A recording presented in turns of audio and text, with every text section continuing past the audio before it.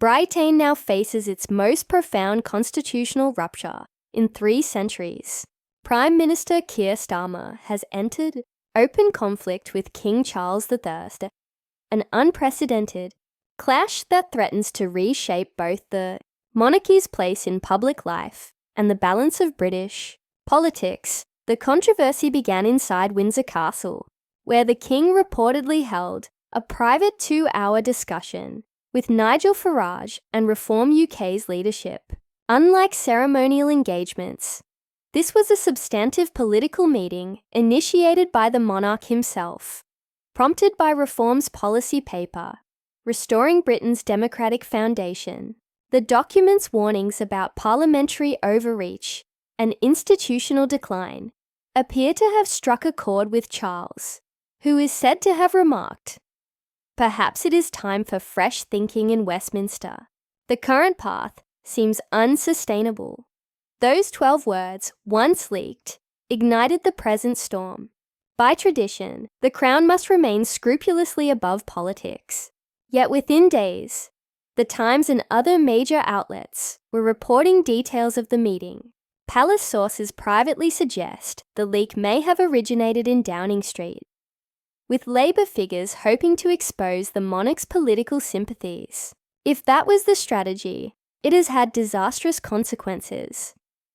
Starmer's reaction has proved more destabilising than the leak itself. In a heated cabinet session, he allegedly denounced the monarch in terms unseen in modern political history. The monarchy serves Parliament, not the other way around. He's forgotten his place. He went further still, dismissing 300 years of constitutional tradition as old men in fancy clothes playing dress-up. Such remarks cross a line that no prime minister since the 17th century has approached.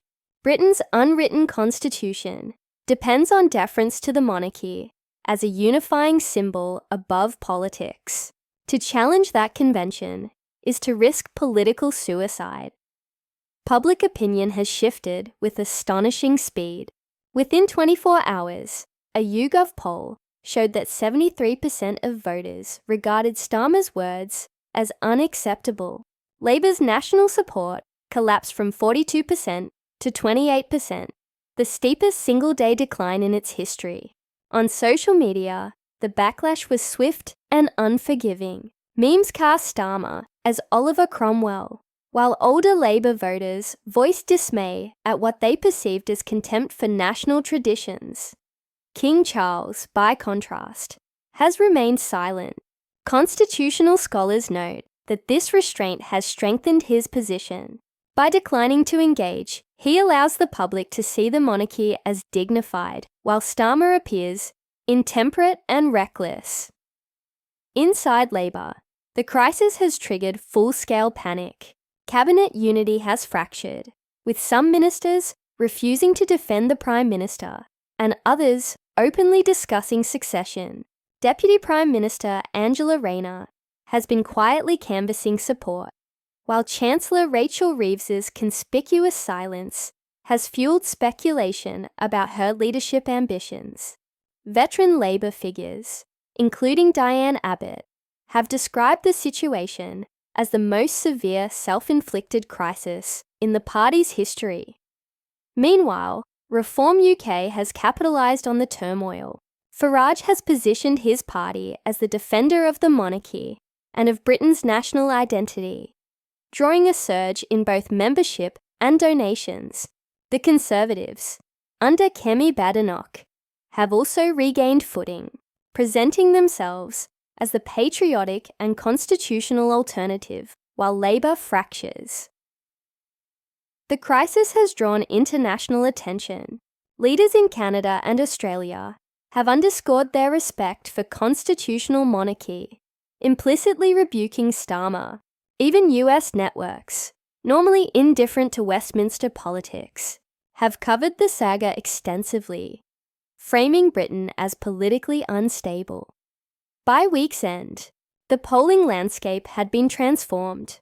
Labour at 26%, Conservatives steady at 32%, and Reform UK rising to 24%.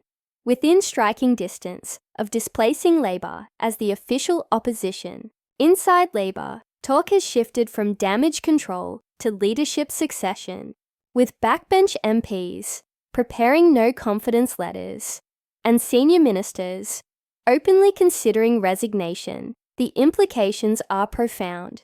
Labour's collapse may prove irreparable. The Conservatives, once deeply divided, now appear the party of stability.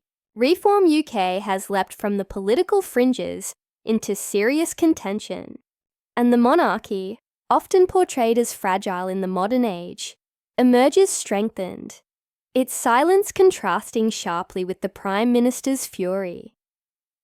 This is not merely a political scandal. It marks a turning point in the constitutional life of Britain, one that could redraw the political map and redefine the monarchy's role in the 21st century.